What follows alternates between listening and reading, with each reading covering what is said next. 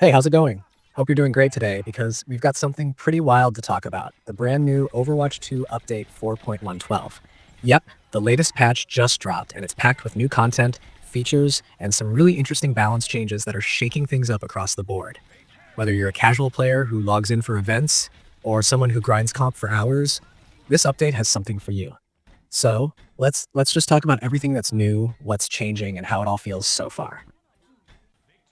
First off, let's talk about the biggest theme of this patch, Haunted Masquerade. It's the new seasonal event, and honestly, it's one of the more creative themes Blizzard's done in a while. It fits that spooky October vibe perfectly, and it's not just about cosmetics this time. There's actually a whole gameplay twist that changes the way matches feel. In this event, you're collecting and wearing hero masks that give you special buffs, and these aren't small little stat bumps either. Each mask comes with its own unique effect, and when you combine certain masks together, you unlock bonus synergies.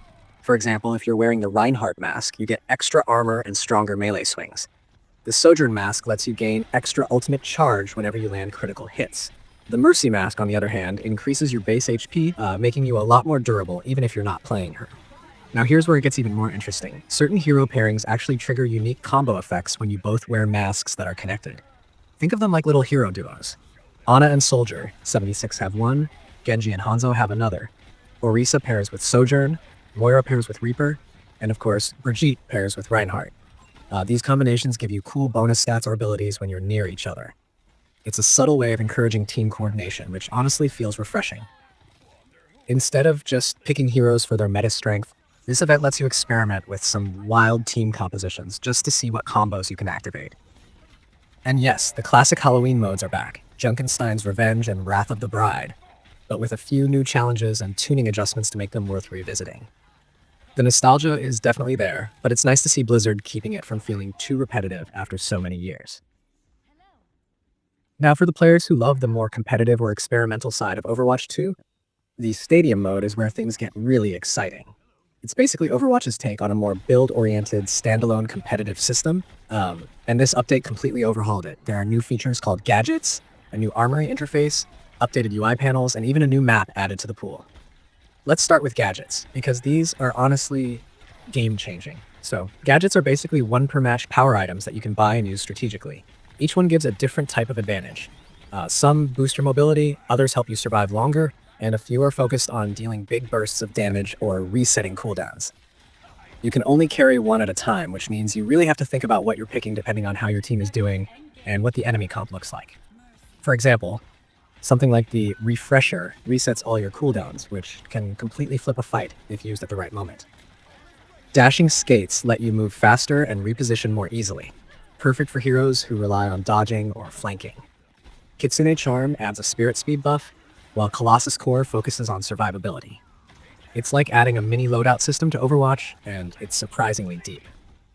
Then there's the new combat text feature, and this is one of those small quality of life additions that a lot of people are going to love. It basically shows floating numbers for the damage you deal and the healing you provide, similar to what you see in other games like Destiny or Borderlands.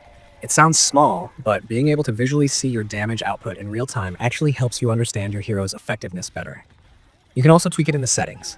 Adjust the size, opacity, and what data it shows. For example, you can set it to only show crits or healing done, or you can have everything on display if you want that full feedback loop. The Armory also got a major revamp.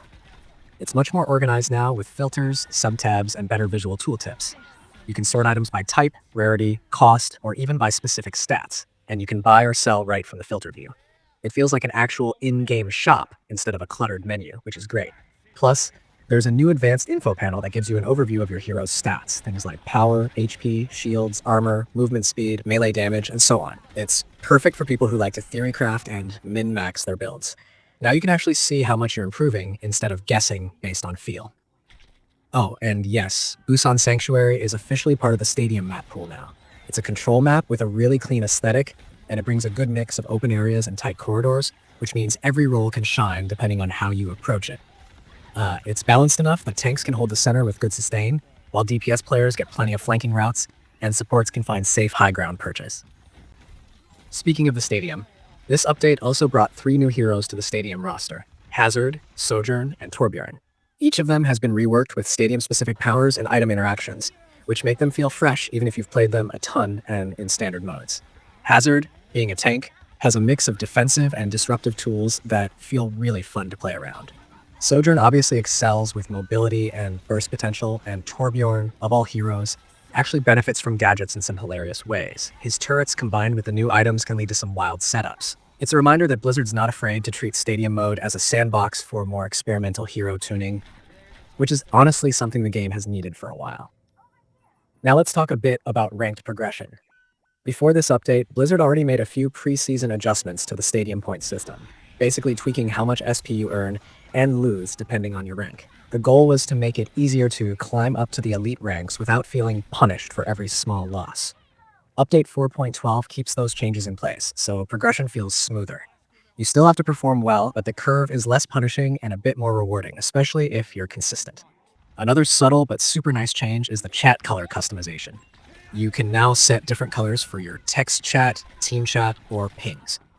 It's one of those little personalization touches that doesn't sound big on paper, but really improves the readability and overall user experience. Especially in competitive games where clarity matters, having your chat stand out just makes communication that much easier. Now, not everything is new content. Some things are actually leaving. Hero Mastery Mode and its courses have been removed for now. Blizzard hasn't said if it's gone forever, but the community's guessing they might be reworking it for a future update. It's kind of sad since it was a decent solo practice feature, but at least they're focusing on improving the systems that actually impact moment-to-moment gameplay. So overall, how does this update feel? Honestly, it's one of the more balanced ones we've seen in recent months.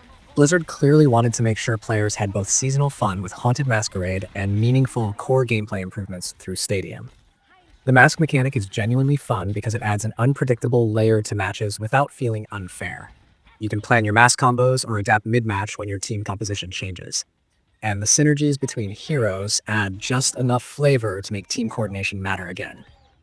It's not overcomplicated, but it's clever. The Stadium overhaul is also a big step forward. Gadgets in particular are going to change the way people approach fights.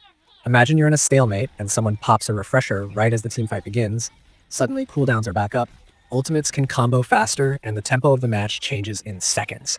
It introduces new layers of strategy and unpredictability that could make Stadium mode feel more replayable than ever. And the best part is that this patch feels polished.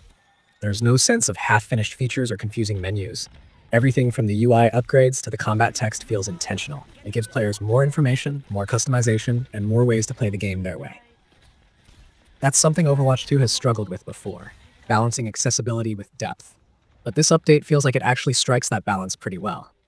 Even though it's a Halloween-themed season, the improvements here don't feel temporary.